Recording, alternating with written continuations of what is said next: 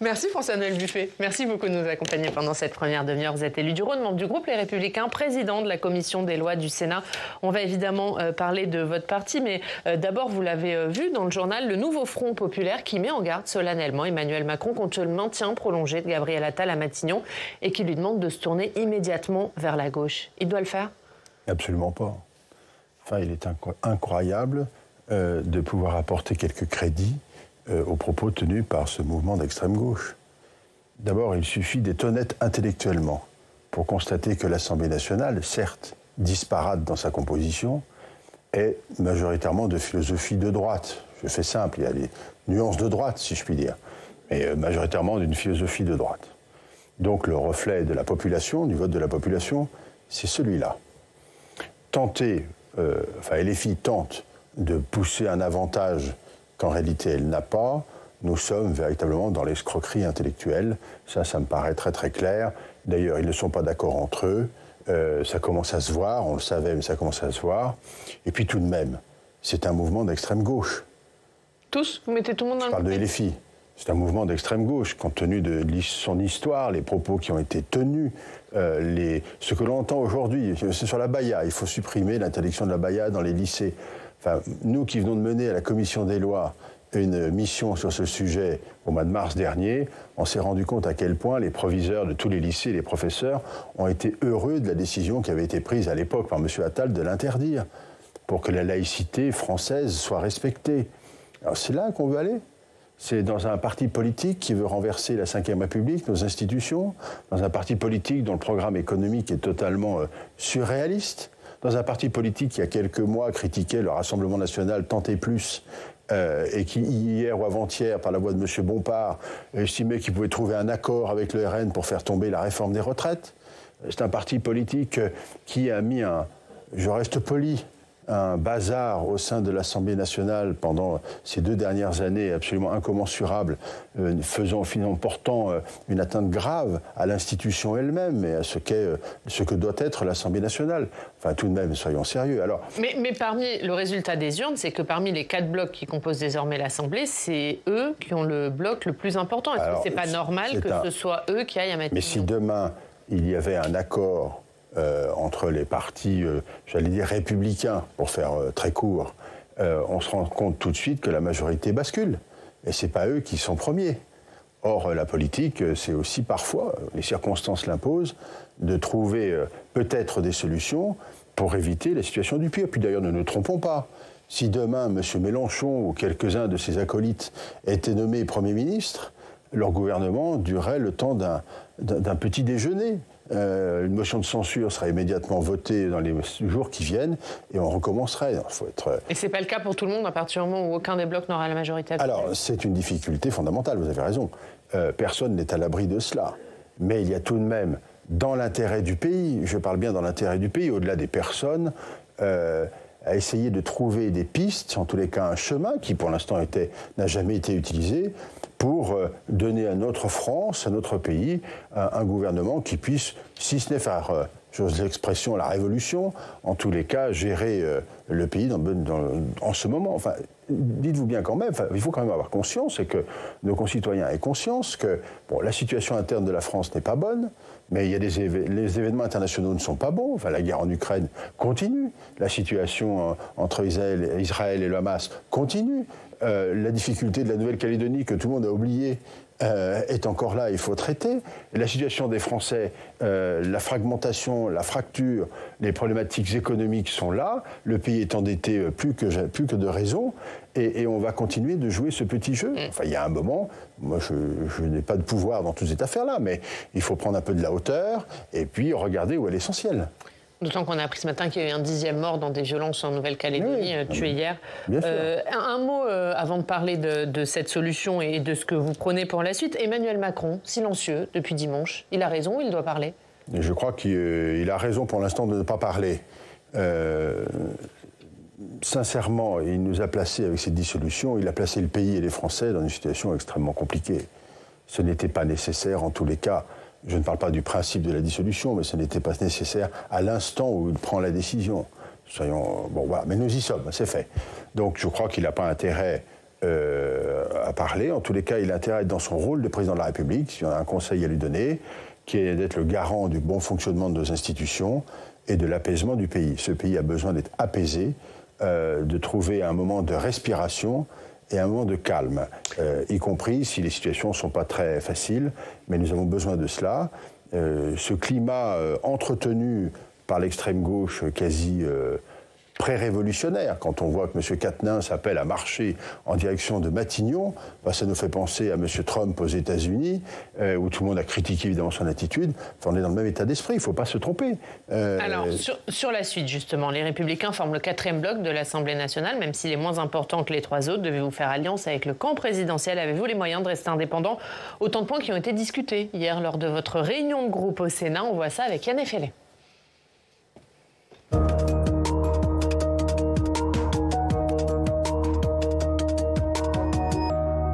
Bonjour Yann. Bonjour Oriane, bonjour monsieur le sénateur. Et Yann, hier, les sénateurs LR se sont donc réunis pour leur réunion de groupe. Vous avez tendu le micro à ces sénateurs, qu'est-ce qu'il faut en retenir? Il y avait 3 points en discussion hier. L'éventuelle participation à une coalition, le rôle des sénateurs et puis également le parti Les Républicains. Alors on va commencer par la coalition. La 2 possibilités, être indépendant vis-à-vis du bloc central, c'est le souhait de Laurent Wauquiez notamment, mais aussi de beaucoup de sénateurs, ou se joindre à un bloc et former une coalition. Ça, ce n'est clairement pas l'option majoritaire parmi les sénateurs. À vrai dire, à part Alain Joyandet, on n'a entendu personne, mais ne pas s'inclure dans une coalition, ça veut dire éventuellement laisser la gauche gouverner. Et cette option, elle fait l'unanimité contre elle. Écoutez Philippe Tabarot. Je crois qu'il y a une priorité, c'est d'éviter que l'extrême gauche puisse conduire ce pays, parce que même s'il n'aurait pas une majorité absolue, par voie réglementaire, il pourrait faire beaucoup de dégâts dans l'année qui vient, et ça, je veux préserver mon pays de tout ça. Monsieur le sénateur, comment est-ce que vous allez pouvoir contrer un gouvernement de gauche sans entrer dans une coalition? Je crois qu'il faut éviter les injonctions paradoxales. Quand les situations sont compliquées, il faut essayer d'apporter une réponse simple. Qu'est-ce que nous ne voulons pas?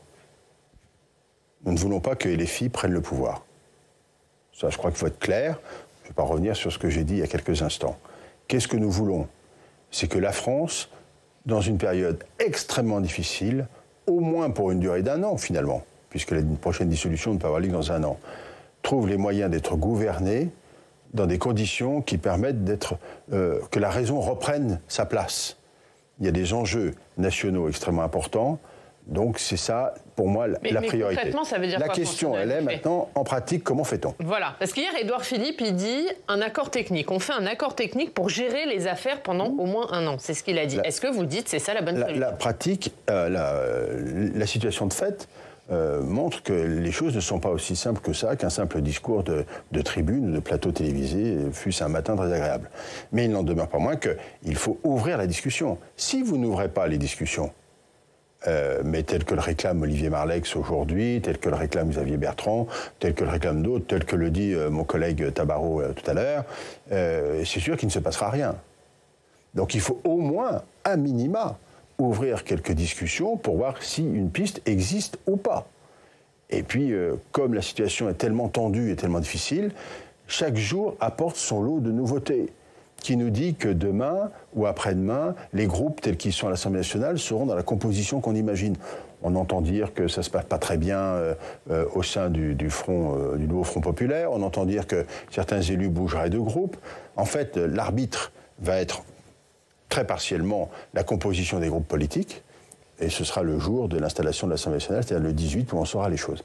Mais il faut quand même... Il faut les ouvrir avant, ces discussions. Je crois que de façon raisonnable, il faut commencer à discuter, en tous les cas, regarder quelques pistes possibles. Et puis, en fonction du constat qui sera fait... Discuter avec qui, juste? Vous voulez discuter avec qui? Je crois qu'il faut discuter avec, notamment, le mouvement Renaissance, principalement. Nos collègues du MoDem, nos collègues... Avec Édouard Philippe? Avec Édouard Philippe, bien sûr, avec Édouard Philippe, avec le groupe Horizon, en tous les cas ceux avec lesquels nous sommes philosophiquement soit proches, soit les plus proches, et ne pas aller chercher d'autres choses. Mais est-ce qu'Emmanuel Macron doit appeler les Républicains? Est-ce que lui doit faire un pas en votre direction? Mais je crois en tous les cas que si la cause commune, c'est de se dire qu'on ne veut pas des extrêmes à la tête du pays, toutes les bonnes volontés doivent être engagées, y compris d'ailleurs celle du président de la République. Mais une fois de plus, quand on dit il faut regarder toutes les pistes, c'est ça. Hein, il faut discuter de tout. Je ne sais pas si ça aboutira, mais si on ne peut pas faire l'économie de ça. Ensuite, on n'est pas prêt de vendre notre âme pour rien, évidemment. Non, mais quand dimanche soir, vous avez Laurent Wauquiez qui dit ni coalition, ni compromission. Est-ce que c'est le meilleur moyen d'ouvrir la porte aux discussions? Je ne sais pas si c'est le meilleur moyen. Je ne suis pas d'un caractère aussi radical. Il n'aurait pas dû prononcer cette phrase. Ce qui m'anime le plus, c'est l'idée qu'on ne laisse pas le pays aux mains de l'extrême gauche. Et c'est l'idée que la France vaut mieux que ça, bien mieux que ça. Et que les Français aussi, et que les enjeux sont majeurs. Donc il faut apaiser. Et commencer par apaiser, c'est apaiser par le discours et par le propos. Et dire, on va essayer de discuter, voir si c'est possible ou pas possible. Si c'est pas possible, c'est pas possible. On tirera les conclusions. Mais s'il y a une piste, s'il y a un petit chemin, il faut le prendre. Est-ce que vous n'avez pas l'impression que cette posture radicale, elle est partagée par un grand nombre de vos collègues? Hier, c'est le sentiment que j'avais à la sortie de la réunion. Oui, vous avez raison. Mais hier, la réunion du groupe, je ne suis pas là pour dire ce qui s'est dit, mais beaucoup de monde s'est exprimé de façon très libre. C'était très intéressant, où chacun a la parole libre, mais chacun est parfaitement conscient de la difficulté de la situation. Donc, et puis je vous dis, c'est tellement compliqué que les choses tellement. Mais est-ce qu'il y a des gens qui ont exprimé votre avis, qui ont dit il faut ouvrir les discussions, il faut qu'on discute avec la majorité? Bien sûr qu'il y en a quelques-uns qui ont ouvert les discussions, bien sûr. Après, il y a une position du groupe, en tous les cas à l'issue de la réunion, qui est celle que vous avez rappelée. Je crois qu'il y a des invariants, personne ne veut de LFI à la tête du gouvernement. Il faut que les choses soient claires. Et moi, je me souviens, à cette place, sur ce plateau, avant les élections, avoir entendu certains collègues socialistes, du Sénat notamment, dire ce n'est qu'un accord électoral et après nous prendrons notre liberté, nous ne sommes pas liés à LFI. Je constate aujourd'hui que ce n'est pas vrai. Je constate aujourd'hui que nos collègues socialistes, y compris les plus raisonnables d'ailleurs qu'on n'entend pas, ne disent rien et sont complètement pris par la pression de Jean-Luc Mélenchon et de ses amis. Ils sont devenus des otages. Est-ce que vous dites, comme Olivier Marleix ou Xavier Bertrand, il faut un Premier ministre issu des Républicains? Je pense que c'est... Et pourquoi pas? Mais ce n'est pas le principe même d'avoir un Premier ministre des Républicains. Ce serait une bonne chose, sans doute. Mais encore faut-il en connaître les conditions. Il ne peut pas y avoir, dans ces situations-là, d'aventure personnelle. Il ne peut y avoir que des discussions de fond qui portent sur des projets, parce que diriger le pays, c'est quand même prendre des décisions. Et il y a des décisions majeures à prendre. Donc il faut se mettre au moins d'accord sur peut-être 5, 6 mesures majeures, compte tenu de la situation, qu'on est capable de tenir et qui permettent d'avancer. Point. Mais je crois qu'il ne faut pas avoir une ambition plus importante que celle-ci. Nous ne sommes pas dans la situation habituelle que l'on a connue jusqu'à maintenant. Yann, sur le rôle du Sénat, c'était l'autre point, discuté hier à la réunion de groupe. Dans la Chambre haute, la droite et le groupe majoritaire, LR peut donc largement retravailler des textes, même s'il lui est difficile de les bloquer en raison du dernier mot qui reste à l'Assemblée. Écoutez justement son président, le président du groupe LR, Bruno Retailleau, à ce sujet. Il faut se rappeler que le Sénat dispose à sa main, surtout lorsqu'il n'y a pas de majorité absolue à l'Assemblée nationale, d'un éventail d'outils institutionnels qui sont assez impressionnants. Personne ne pourra modifier la Constitution sans notre accord. Pour ce qui concerne d'ailleurs les lois ordinaires ou même organiques, à plus forte raison, mais les lois ordinaires, s'il n'y a pas de majorité absolue à l'Assemblée nationale, la procédure du dernier mot sera totalement inopérante et ça donne aussi au Sénat une très large marge de manœuvre. Justement, comment est-ce que vous envisagez votre rôle au Sénat lors de la prochaine session? Comment est-ce que vous allez pouvoir profiter des faiblesses de l'Assemblée? Je crois que dans ces circonstances, d'ailleurs ce qui prouve que la Ve République est parfaitement une très bonne constitution, le Sénat redevient le pivot de la stabilité et de la raison dans ce pays. Donc c'est la stabilité institutionnelle, d'abord parce qu'il y a une majorité claire, ensuite parce que le Sénat est constitutionnellement une assemblée permanente qui ne peut pas être dissoute, donc qui rassure. Et nous avons là, une fois de plus, un rôle majeur à jouer dans cette période, à la fois dans notre pouvoir de contrôle, ça c'est essentiel, et dans notre pouvoir législatif, comme l'a rappelé Bruno Retailleau à l'instant. À tous les moments de la procédure, nous sommes en capacité d'avoir une influence forte, et pour ne pas dire majeure. Donc ça, c'est la chance de la Ve République. Ceux qui la combattaient hier et qui veulent aujourd'hui exercer le pouvoir sont bien heureux de trouver les moyens juridiques qui leur permettraient potentiellement de le faire. Donc voilà. Donc il ne faut pas passer à la 6e. Non, mais je pense que la question de passer à la 6e République est une ânerie. La 5e République a passé toutes les épreuves. La question est de savoir ce que l'on en fait. Et ceux qui exercent le pouvoir, comment ils l'utilisent. Moi, je suis partisan de revenir à un fonctionnement plus traditionnel, un Premier ministre qui travaille, un président qui préside, et pas un président qui fait tout. Il y a eu un dévoiement ces dernières années, c'est une faute, et il faut revenir aux fondamentaux. Et tout fonctionnera. Bon, mais pour dire, le Sénat est dans un rôle évidemment pivot essentiel, et nous aurons à cœur de tenir cette mission-là. Mais est-ce que là, de facto, avec ce qui se passe, il va y avoir un changement, en tout cas, de mode de fonctionnement? Gabriel Attal, dimanche soir, disait le centre de gravité du pouvoir, il passe au Parlement. C'est ça? Alors, c'est vrai que, oui, dans les circonstances actuelles, on sent bien que c'est le travail parlementaire, c'est la vie du Parlement qui va rythmer la vie politique et les réformes possibles.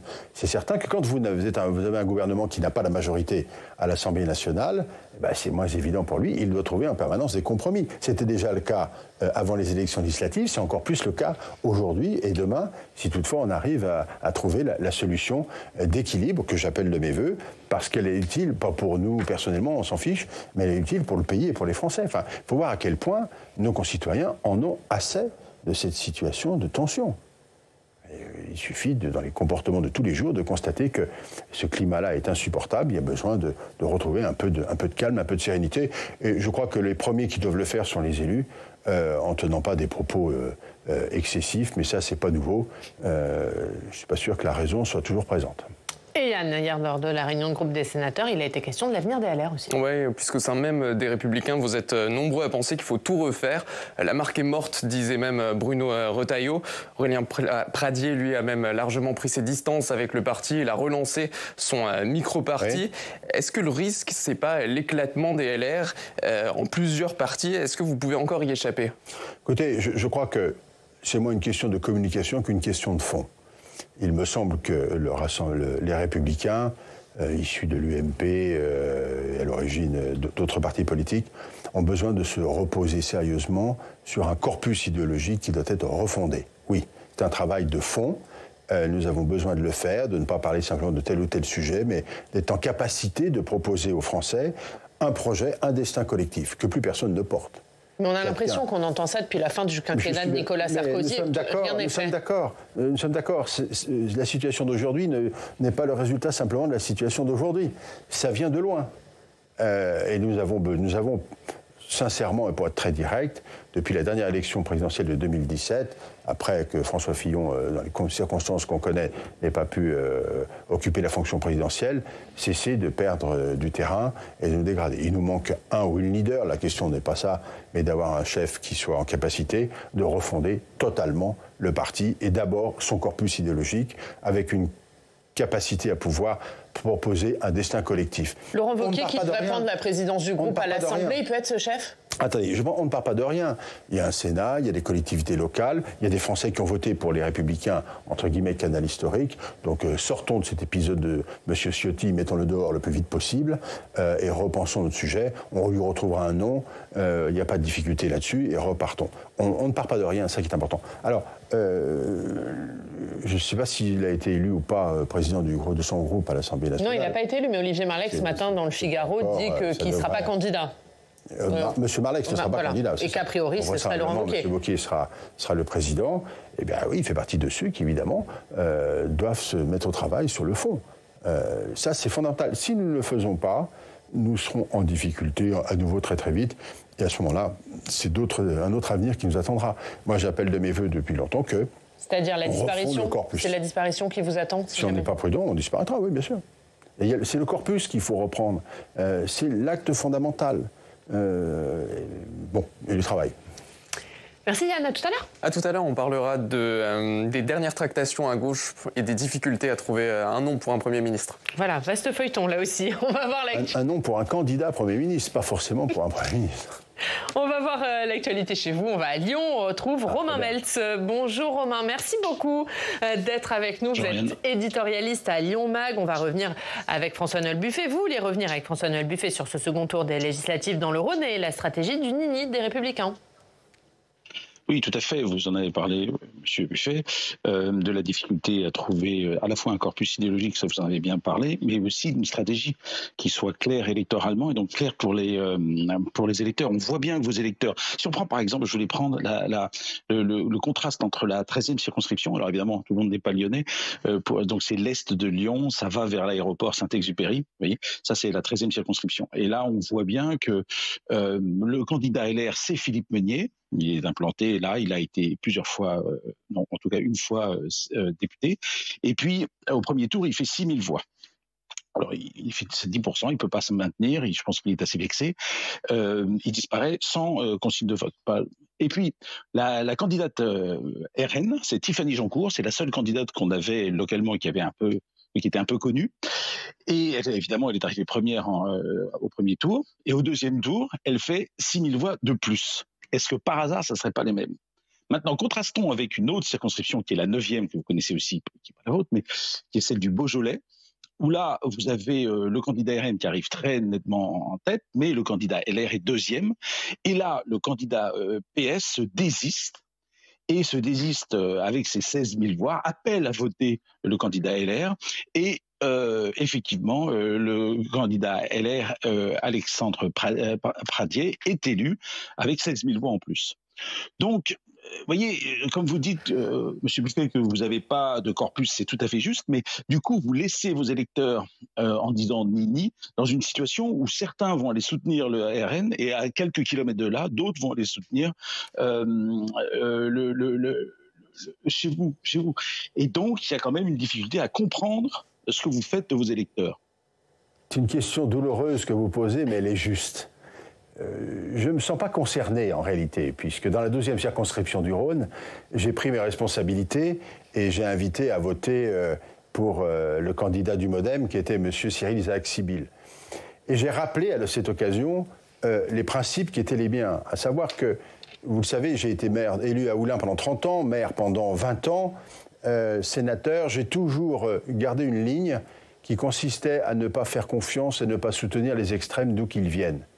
À essayer de rassembler sur les valeurs qui sont les nôtres, les valeurs de la République, bien évidemment, c'est un lieu commun que de le dire, mais de temps en temps, il faut le rappeler, et de rappeler que j'étais attaché à l'ordre, j'étais attaché à la justice et au progrès, et que c'est dans ce prisme politique que je me situe. Je n'ai pas varié depuis le début de mon engagement politique, je n'ai pas bougé. Je regrette, si vous voulez, pour être très franc, je regrette qu'il n'y ait pas eu de prise de position publique plus nombreuse, à l'exception peut-être de celle de M. Pierre Oliver, qui est le maire du 2e arrondissement, mais je crois que nous avons été les seuls à prendre des positions. C'est tout à fait regrettable. Il y a un moment, alors on ne donne pas de consigne de vote parce qu'on sait que ça ne marche pas très bien, mais à tout le moins, lorsque l'on dit pour qui on va voter, on envoie un message.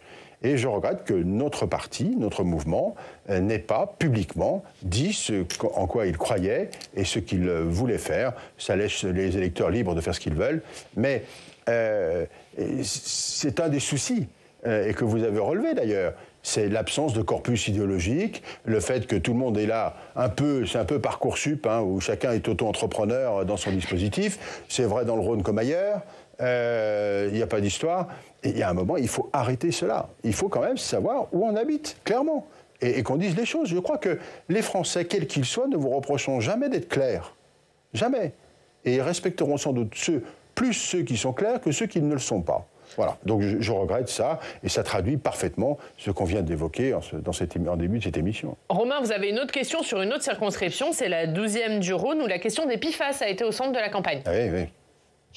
Alors, la question des PFAS a été au centre de la campagne. Et une chose que vous avez fait allusion à votre propre communiqué de presse du 1er juillet, où vous dites je vais soutenir, comme vous avez dit, Cyril Isaac Sibyl, qui a été élu.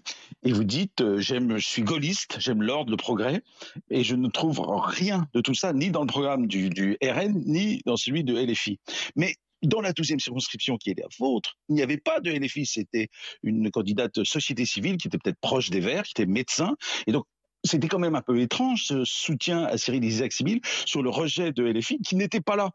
Cher monsieur, il ne nous a pas échappé, d'ailleurs c'est revendiqué aujourd'hui par M. Mélenchon, qu'il s'agissait d'une alliance qui s'appelait le Front de gauche qui a réuni tout le monde. choisis tes amis, je te dirai avec qui ce que tu es. Or, la candidate, que je ne connais pas, mais sans doute très sympathique, était liée, soutenue par la France Insoumise. Et on voit bien aujourd'hui, au moment où nous discutons, le rôle que joue la France Insoumise actuellement pour essayer d'imposer son propre candidat pour être Premier ministre. Donc il y a des alliances qui, à un moment, fixent le corpus qui est le vôtre. Moi, je n'ai pas entendu un écologiste, aujourd'hui, dire ou prendre ses distances avec la France Insoumise. Je rappelle même que M. Bruno Bernard, très récemment, a déclaré, président de la métropole de Lyon, a déclaré qu'il était à la métropole le laboratoire de cette nouvelle alliance et qu'il avait dans ses rangs des gens de la France Insoumise. Je vous invite à venir au Conseil de métropole, mais vous y venez, et écoutez les interventions des uns et des autres. Très franchement, ça vous invite pas à voter pour eux. Merci Romain, merci beaucoup. On regarde la une de Lyon Mag ce mois-ci. Dynastie à la Lyonnaise, 12 grandes familles à la loupe. C'est à la une de Lyon Mag du mois de juillet. Merci beaucoup Romain, merci. François-Noël Buffet, merci d'avoir été notre invité. Dans 20 minutes dans le club, on continuera l'analyse de cette après-législative. La gauche qui ne s'accorde pas sur un Premier ministre, le Bloc central qui tente donc de s'organiser. On voit tout ça et on en parle avec notre prochain invité. Hervé Marseille nous rejoint.